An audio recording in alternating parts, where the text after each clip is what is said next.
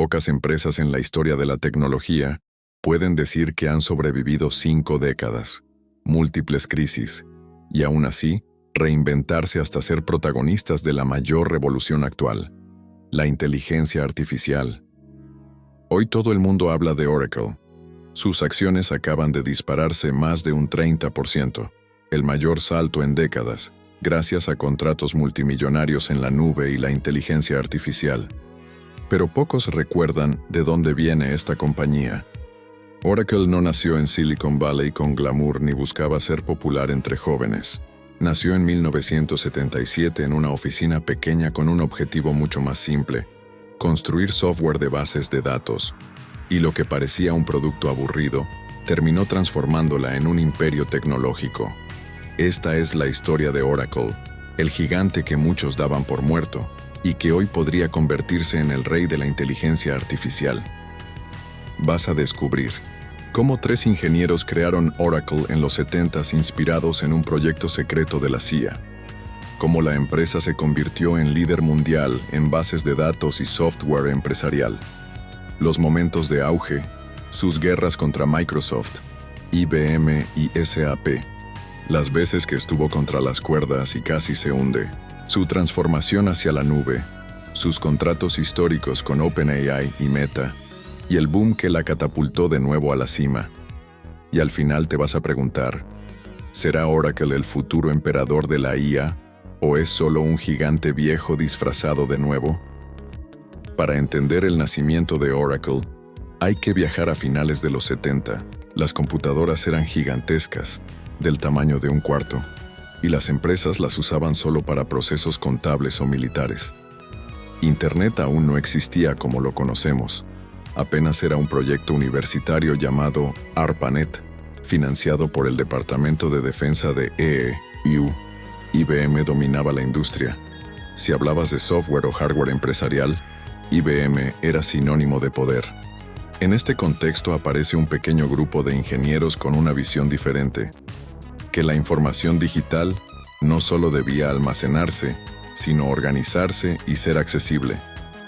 Oracle nació en 1977 bajo el nombre Software Development Laboratories, SDL, creada por 3 ingenieros que trabajaban juntos en California.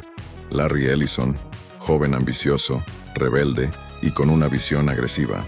Más tarde sería conocido por su estilo arrogante y su obsesión con vencer a rivales más grandes. Bob Miner, el verdadero cerebro técnico del grupo, brillante programador y apasionado por resolver problemas complejos. Ed Oates, más discreto, pero pieza clave en la organización inicial y el soporte del proyecto.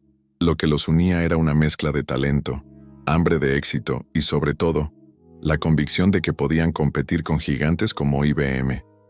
El nombre Oracle no fue casualidad. Los fundadores se inspiraron en un proyecto ultra secreto de la CIA llamado Project Oracle, cuyo objetivo era construir una base de datos relacional para almacenar información de inteligencia militar. IBM ya había teorizado sobre el concepto de bases de datos relacionales gracias a un paper de Edgar F. Codd en 1970. Pero IBM no lo comercializó rápidamente, porque su negocio estaba enfocado en hardware y mainframes. Los ingenieros de SDL vieron la oportunidad: llevar la teoría a la práctica y construir la primera base de datos relacional comercial. Así nació Oracle B2 en 1979. Sí, empezaron con B2 porque B1 sonaba poco confiable. El primer producto de la compañía fue Oracle B2, considerado la primera base de datos relacional comercialmente disponible del mundo. Permitía organizar grandes volúmenes de información en tablas relacionadas. Usaba SQL, un lenguaje que se convirtió en estándar en toda la industria. Podía correr en computadoras más pequeñas que los mainframes, lo que lo hacía accesible a más empresas. Era revolucionario para la época. Pasabas de almacenar datos en archivos planos a organizarlos de forma estructurada y consultable. Lo que hoy parece básico fue un cambio radical en cómo las empresas trataban la información. IBM tenía la teoría. Oracle tenía el producto. IBM era lento, burocrático y no veía la urgencia de lanzar bases de datos relacionales. Oracle aprovechó y fue el primero en ponerlo en el mercado. Aunque al inicio el software era rudimentario y con errores, las empresas estaban dispuestas a probarlo porque no había alternativas comerciales. Ser los primeros en un nicho tan específico les dio una ventaja que luego explotaron durante décadas. En sus primeros años, Oracle se enfocó en conseguir clientes corporativos y gubernamentales. Agencias de defensa de EEU probaron el software para manejar inteligencia militar. Bancos empezaron a usarlo para organizar registros financieros. Poco a poco, Oracle se convirtió en sinónimo de bases de datos confiables para grandes instituciones. Aunque las ganancias eran pequeñas comparadas con IBM, la reputación creció como pólvora. En los 70 y 80 había muchos experimentos de software, pero casi todos fracasaron porque eran demasiado académicos o poco prácticos. Oracle logró comercializar rápido, vender directamente a instituciones que necesitaban resultados, mejorar el producto año tras año con nuevas versiones. No era solo código, era un negocio real. El origen de Oracle no fue glamoroso ni mediático. No nació en un garaje con computadoras personales como Apple, ni con una visión de cambiar el mundo como Google. Nació en silencio, inspirado por la CIA, con un software que parecía aburrido, bases de datos. Pero esa apuesta fue la semilla de uno de los imperios más grandes de la historia de la tecnología. Mientras todos miraban hacia el hardware o la web, Oracle construyó el cerebro oculto que almacenaba la información del mundo. Y ese cerebro, con el tiempo, le daría el poder para desafiar a IBM, Microsoft y, décadas después, convertirse en un jugador clave de la inteligencia artificial. Tras su fundación en 1977 y el lanzamiento de Oracle Vive 2 en 1979, la compañía entró en los años 80 con un producto que era pionero, la primera base de datos relacional comercial del mundo. Mientras IBM apenas empezaba a experimentar con su modelo de base de datos relacional, Oracle ya lo estaba vendiendo. En 1980, la empresa cambió su nombre a Relational Software Inc. y poco después, oficialmente a Oracle Systems Corporation, tomando el nombre de su producto estrella. El mensaje era claro. Oracle no era un proyecto más, era una compañía que apostaba todo por un solo producto y quería dominar el mundo empresarial. Los 80 fueron la década en que Oracle pasó de ser un experimento a una multinacional. En 1981, apenas facturaban unos pocos millones. En 1986, cuando salió a bolsa, ya generaba 55 millones anuales en ingresos. Para 1989, habían superado los 584 millones, multiplicando por 10 su tamaño en menos de 5 años. Nadie en Silicon Valley crecía a ese ritmo salvo Microsoft. Oracle no era popular en la prensa juvenil, pero en los círculos corporativos era visto como el nuevo titán silencioso. El secreto del crecimiento fue su estrategia de clientes. En lugar de enfocarse en usuarios comunes, Oracle apuntó desde el principio a grandes instituciones. Bancos, aseguradoras, agencias gubernamentales y empresas multinacionales adoptaron su base de datos para manejar información crítica. Una vez que una institución adoptaba Oracle, era muy difícil cambiar, porque toda la infraestructura quedaba ligada a su software. Así nació el concepto de lock-in, dependencia tecnológica, una de las armas más poderosas de Oracle. Durante los 80, Oracle no se quedó quieto. En 1983 lanzó Oracle Vive 3, la primera base de datos relacional que podía correr en computadoras mainframe y minicomputadoras al mismo tiempo.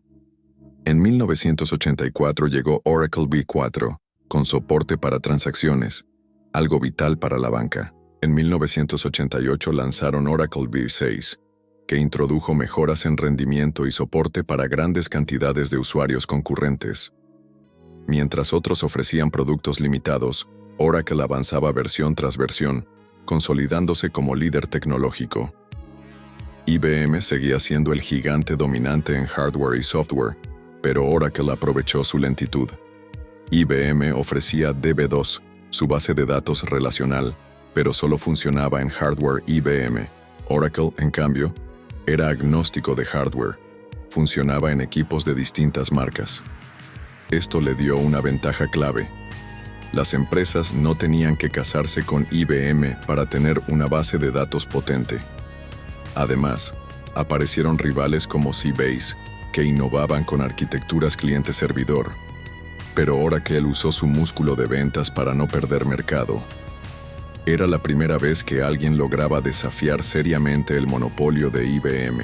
Un factor decisivo en el ascenso fue el propio Larry Ellison, CEO y cofundador.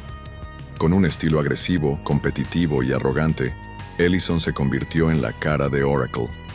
Desafiaba públicamente a IBM y Microsoft, asegurando que Oracle siempre iría un paso adelante. Se rodeaba de una cultura corporativa feroz. Los vendedores de Oracle eran famosos por cerrar contratos duros y no aceptar un no por respuesta. Oracle no solo vendía software, vendía la idea de que era mejor estar con el ganador. El crecimiento no estuvo libre de problemas. En 1986, cuando Oracle salió a bolsa, su valor explotó. Pero pronto empezaron las controversias. A finales de los 80, Oracle fue acusada de prácticas de ventas agresivas y de inflar ingresos reportando contratos no cerrados. Esto llevó a una crisis interna que casi derrumba la empresa en 1990. Pero en los 80, la imagen pública seguía siendo la de un ascenso imparable. Oracle no se conformó con EU. En los 80 abrió oficinas en Europa, Asia y América Latina. Su estrategia fue replicar el mismo modelo: entrar a bancos y gobiernos con soluciones críticas. Para finales de la década, Oracle estaba presente en más de 50 países. Se transformó en un jugador global cuando la mayoría de competidores apenas pensaban en salir de su región. La década de los 80 fue el momento en que Oracle pasó de ser un pequeño experimento inspirado por la CIA a un gigante global. Fue la primera empresa en comercializar bases de datos relacionales, la primera en desafiar a IBM con éxito, y la primera en demostrar que un software empresarial podía crecer más rápido que cualquier hardware.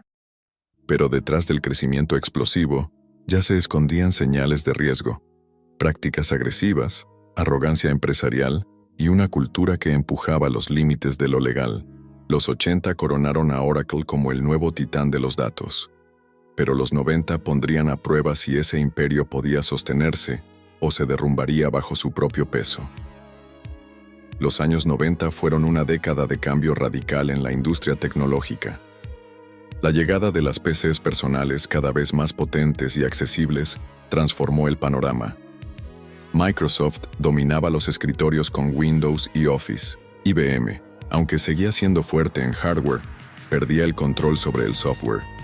Internet estaba emergiendo, creando nuevas oportunidades y amenazas. En este contexto, Oracle entró en su primera gran guerra corporativa, enfrentando directamente a Microsoft, IBM y SAP por el control del software empresarial. Durante los 80, Oracle había ganado ventaja sobre IBM gracias a que su base de datos era multiplataforma. Pero en los 90, IBM no iba a dejarse vencer tan fácilmente. IBM lanzó DB2 mejorado, un competidor directo que se integraba a la perfección con sus mainframes. Oracle respondió con versiones más rápidas y escalables de su base de datos. Oracle 7 en 1992 fue un hito con seguridad avanzada y transacciones confiables. El enfrentamiento fue feroz. IBM usaba su reputación y solidez. Oracle usaba velocidad, agresividad comercial y la imagen de innovación. Microsoft se convirtió en el enemigo más peligroso. Con Windows NT y SQL Server, Microsoft quería llevar su dominio de los escritorios al terreno de los servidores empresariales. SQL Server estaba integrado con Windows y era más barato que Oracle, lo que lo hacía atractivo para empresas medianas. Oracle contraatacó con su clásico marketing agresivo. Larry Ellison declaró públicamente que SQL Server era para principiantes y que las empresas serias debían usar Oracle. Oracle lanzó campañas mostrando que sus bases de datos soportaban miles de usuarios simultáneos, mientras que SQL Server se colapsaba con cientos. Fue un choque de filosofías.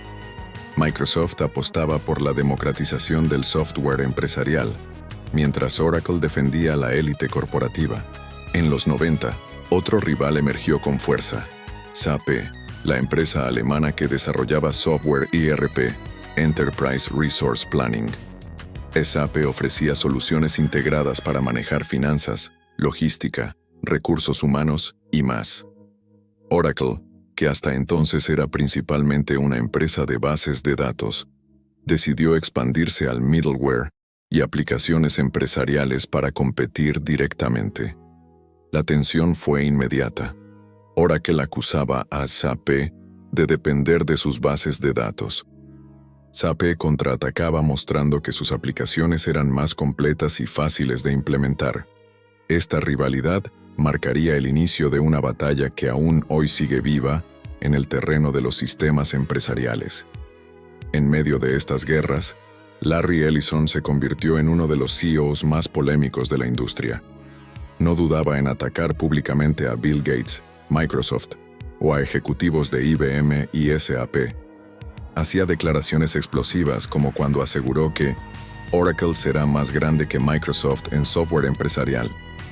Fomentaba dentro de Oracle una cultura de ventas agresivas, donde perder contra Microsoft era inaceptable. Ellison no solo competía en tecnología, también en ego y espectáculo. Aunque Oracle crecía, también enfrentaba problemas. Sus prácticas de ventas agresivas volvieron a generar críticas. Vendían licencias a clientes que no podían implementarlas del todo.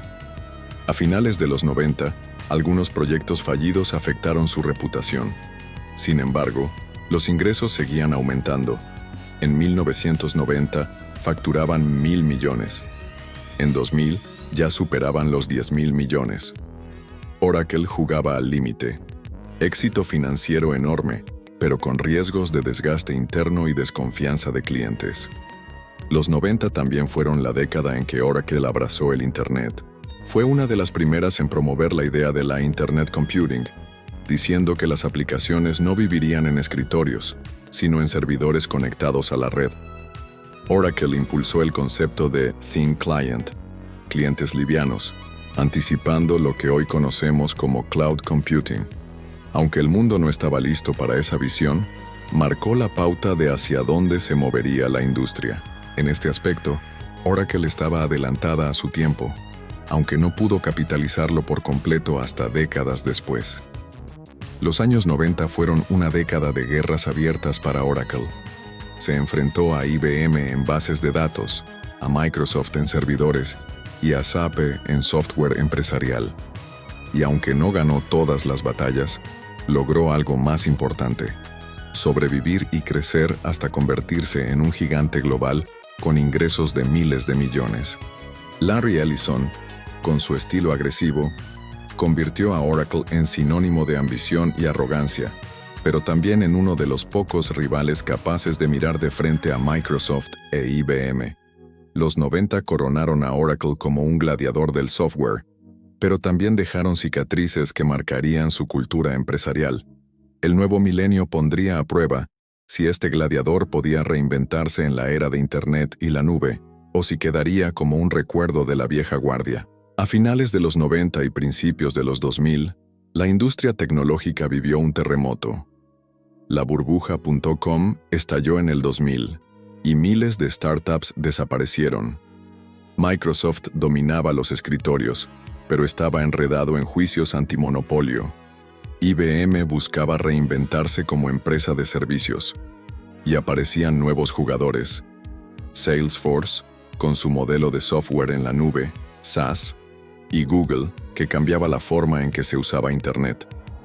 En medio de todo esto, Oracle enfrentaba un dilema: ¿cómo mantenerse relevante cuando el mundo ya no giraba alrededor de los servidores corporativos, sino de Internet? A pesar de seguir siendo líder en bases de datos, Oracle empezó a tener problemas. Su imagen era la de un dinosaurio corporativo, poderoso, pero lento e incapaz de innovar. Sus ingresos crecían, pero a menor ritmo que rivales emergentes. Los analistas acusaban a Oracle de depender demasiado de las licencias de software tradicionales, mientras el mundo migraba a la nube. En 2000, parecía que Oracle estaba en riesgo de volverse irrelevante frente a nuevas empresas ágiles como Salesforce. Larry Ellison decidió que, si no podían innovar tan rápido internamente, lo harían comprando rivales estratégicos. Así comenzó una de las rachas de adquisiciones más agresivas en la historia del software. PeopleSoft, 2005. Oracle lanzó una OPA hostil, oferta pública de adquisición, para quedarse con PeopleSoft, especialista en software de recursos humanos. La batalla legal duró 18 meses, con demandas, juicios y una campaña mediática feroz. Al final, Oracle ganó, pagando $300 millones. Con esto entraron de lleno en el mercado de aplicaciones empresariales, compitiendo directamente con SAP. Fue una guerra sucia, pero efectiva. Oracle demostró que estaba dispuesto a todo para ganar. Siebel era líder en CRM, Customer Relationship Management, un área crítica para las empresas. Al comprarla por $5.850 millones, Oracle reforzó su arsenal contra Salesforce, que empezaba a ganar notoriedad con su modelo en la nube.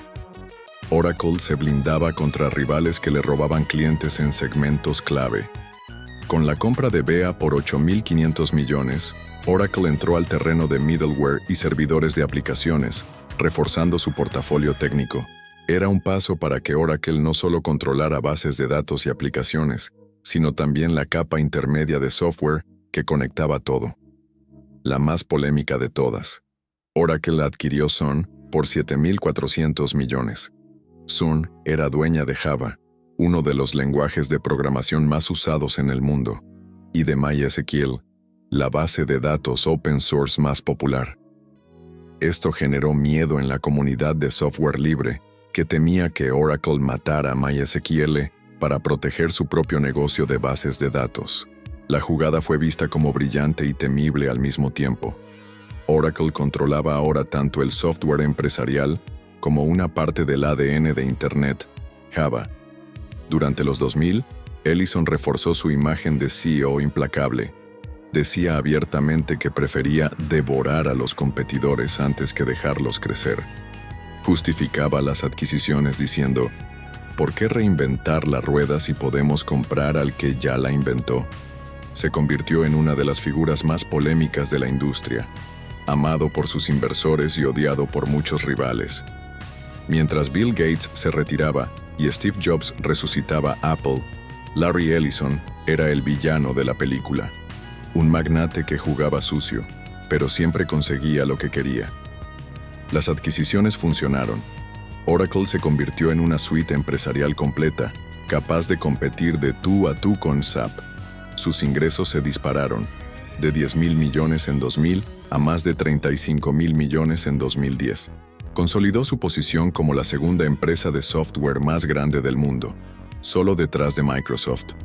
Pero también quedaron dudas. ¿Podía Oracle realmente innovar o solo sobreviviría comprando rivales? Los años 2000 fueron una década turbulenta para Oracle. La empresa fue criticada por lenta e incapaz de innovar, pero respondió con una estrategia brutal: comprar todo lo que se interpusiera en su camino. Desde PeopleSoft hasta Sun Microsystems, Oracle construyó un imperio a base de adquisiciones, consolidando su dominio en bases de datos, middleware y aplicaciones empresariales. Larry Ellison se ganó la fama de tiburón corporativo, despiadado, implacable y dispuesto a usar cualquier táctica para ganar. Pero aunque las adquisiciones salvaron a Oracle en los 2000, el verdadero reto estaba por llegar: el mundo de la nube. Allí, Amazon, Microsoft y Google lo esperaban. Y Oracle tendría que demostrar si podía sobrevivir en un terreno donde ya no bastaba con comprar, sino con reinventarse. En 2010, el mundo de la tecnología cambió para siempre. La computación en la nube dejó de ser un experimento para convertirse en la próxima gran revolución. Amazon Web Services, AWS, que había nacido en 2006 como un servicio secundario de Amazon, empezó a dominar rápidamente con precios bajos y escalabilidad casi infinita. Microsoft Azure aprovechó su enorme base de clientes de Windows y Office para entrar de lleno al mercado cloud. Google Cloud ofrecía innovación y herramientas de Big Data únicas. Mientras tanto, Oracle se encontraba en un momento complicado, poderosa en bases de datos tradicionales, pero atrasada en la nube. El problema de Oracle era simple pero letal. Sus ingresos dependían de licencias de software instaladas en servidores locales, on-premise. Las empresas comenzaban a migrar hacia modelos de suscripción en la nube. Mientras AWS y Azure captaban a startups y grandes corporaciones, Oracle perdía atractivo. Los analistas lo llamaban un dinosaurio digital. Algunos incluso decían que Oracle iba camino a la irrelevancia, igual que Nokia o BlackBerry en sus industrias.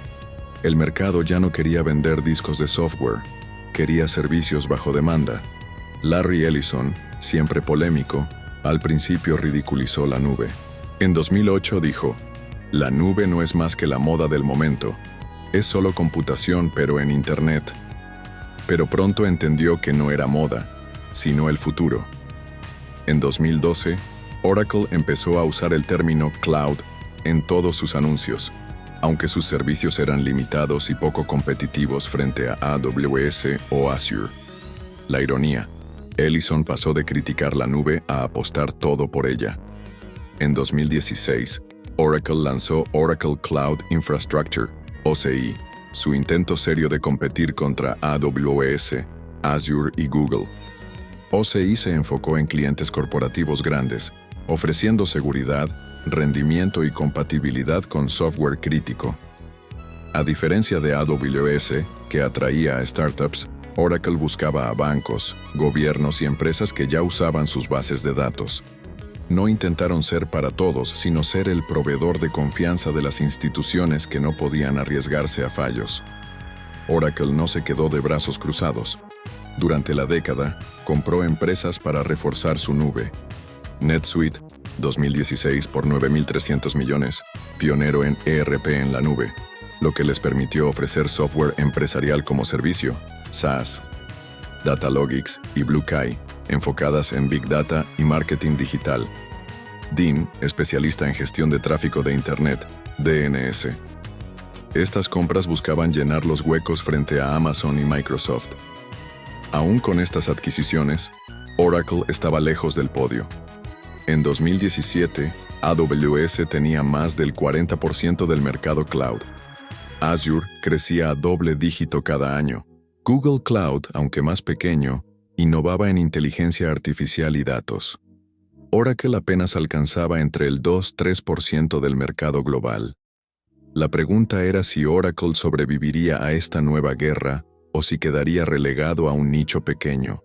Lo que realmente mantuvo a Oracle en la pelea fueron sus contratos estratégicos. Firmaron acuerdos con el Departamento de Defensa de EEUU, garantizando confianza en seguridad. Empresas críticas como aerolíneas y bancos siguieron eligiendo Oracle por su fiabilidad. Poco a poco, empezaron a firmar contratos de infraestructura de gran escala que les dieron oxígeno para seguir invirtiendo. No eran los líderes en número de clientes, pero sí en peso de clientes. Pocos, pero muy grandes. Hacia finales de la década de 2010, Oracle estaba lista para la siguiente gran ola, la inteligencia artificial. Aunque en cuota de mercado seguía rezagada, su apuesta era clara: altísima seguridad, centros de datos especializados, infraestructura lista para cargas de IA y Big Data.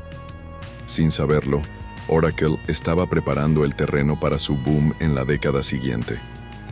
La década de 2010 fue la más dura para Oracle. Pasaron de ser vistos como dinosaurios en extinción a convertirse en sobrevivientes estratégicos. Mientras Amazon y Microsoft construían imperios, Oracle parecía quedar en la sombra. Pero lejos de rendirse, se reinventaron con adquisiciones, contratos clave y una nube diseñada para clientes que no podían fallar. Los 2010 no coronaron a Oracle como líder, pero sí lo prepararon para el salto más importante de su historia: el boom de la inteligencia artificial. Lo que en 2010 parecía un gigante en retirada, en 2020 estaba listo para volver a la pelea. Y cuando llegó la ola de la IA, Oracle no solo sobrevivió, explotó como nunca antes. En 2025, Oracle ha protagonizado un renacimiento extraordinario en el mundo de la tecnología. Su Remaining Performance Obligations, RPO, equivalente a contratos comprometidos pero no ejecutados aún, se dispararon un 359%, hasta $455 mil millones. Esto es más del triple que hace un año, y significa que Oracle ya tiene cientos de miles de millones asegurados para el futuro. Solo en contratos de infraestructura cloud, esperan ingresos de 18 mil millones este año fiscal, y proyectan que para 2030 esos ingresos alcancen los 144 mil millones. Reuters. En lo que muchos llaman el contrato más grande en la historia del cloud, Oracle firmó un acuerdo por 300 mil millones en 5 años con OpenAI, como parte del megaproyecto Stargate. El contrato empezará a ejecutarse en 2027 y colocará a Oracle como socio clave en la infraestructura de IA global. Esto catapultó las acciones de Oracle. En un solo día subieron más de un 30%, el mayor salto desde 1992. Oracle es parte central del Stargate Project, una iniciativa conjunta con OpenAI, SoftBank y otras entidades, con visión ambiciosa. Inversión proyectada de 500 mil millones para construir infraestructura de IA en EEUU hasta 2029. Incluye 4.5 GW adicionales de centros de datos, más de 5 GW totales, capaces de alimentar millones de chips AI y generar decenas de miles de empleos. Esto muestra que Oracle ya no es solo un proveedor de software empresarial, es uno de los actores que define la arquitectura del futuro de la IA. El revenue total del Q1 fiscal 2026 escaló a $14.9 mil millones, un crecimiento del 12% anual. Del total, los ingresos cloud, IaaS Plus y SaaS, fueron 7.2 mil millones, un aumento de 28% YoY. En infraestructura puramente tecnológica, IaaS, los ingresos crecieron 55% YoY a 3.3 mil millones. En contraste, los ingresos de software tradicional cayeron 1% anual, lo que marca que el crecimiento ahora viene de lo nuevo, no de lo viejo. Lo positivo, Oracle ha logrado un renacimiento masivo gracias a la IA y el cloud. Ahora compite con gigantes como AWS, Azure y Google Cloud, pero con contratos mucho más agresivos. Larry Ellison y Safra Catz celebran con titulares que predicen su entrada al club del billón de dólares, Trillion Dollar Club. Aunque la RPO es enorme, el margen de beneficio puede ser bajo en infraestructura AI por los enormes gastos en chips, energía y data centers. Similar a la burbuja .com de 1999, algunos analistas advierten sobre el peligro de sobrevaloración. El flujo de caja libre está presionado por los gastos en capital, CAPEX. Oracle planea invertir 25-35 mil millones en los próximos años. Oracle ha logrado lo impensable: salir indemne de décadas dominadas por Microsoft, Amazon y Google, para ahora aparecer como rey emergente en la era de la inteligencia artificial. La compañía ha forjado décadas de experiencia técnica y relaciones con gobiernos y empresas gigantes. En 2025, con contratos de 300 mil millones y RPO de 455 mil millones, está construyendo un futuro gigantesco. Este puede ser el momento decisivo en su historia. ¿Será Oracle el nuevo titán de la nube y la IA? ¿O será recordado como el dinosaurio que resucitó, para luego caer de nuevo si no logra capitalizar sus promesas? Lo que parecía un renacimiento improbable se convirtió en una realidad explosiva. Oracle, la vieja guardia del software empresarial, ha encontrado una nueva juventud gracias al poder de la inteligencia artificial. Su contrato con OpenAI y su rol central en el proyecto Stargate han cambiado las reglas del juego. Pero en este momento tan trascendental, hay una sola pregunta que pesa más que todas. ¿Podrá Oracle convertir esta ola de promesas en un imperio real y duradero? ¿O solo será un destello fugaz en la historia tecnológica? Oracle nació en los 70, inspirada por un proyecto secreto de la CIA. Sobrevivió a IBM, Microsoft, SAP y a cada ola tecnológica durante casi 50 años. Fue ignorada, criticada y llamada un dinosaurio. Hoy, ese dinosaurio ha despertado. Sus contratos multimillonarios en IA lo convierten en uno de los protagonistas más importantes del futuro digital. Pero la pregunta es inevitable. ¿Será este renacer el inicio de un nuevo imperio o una burbuja que pronto explotará? Déjalo en los comentarios. ¿Crees que Oracle puede superar a Amazon y Microsoft en la nube? Suscríbete a Historias Tecnológicas, activa la campanita y acompáñanos en el viaje por los ascensos y caídas de los gigantes de la tecnología. Porque si algo nos enseñó MySpace, Nokia, Yahoo o BlackBerry, es que en Internet nadie está a salvo.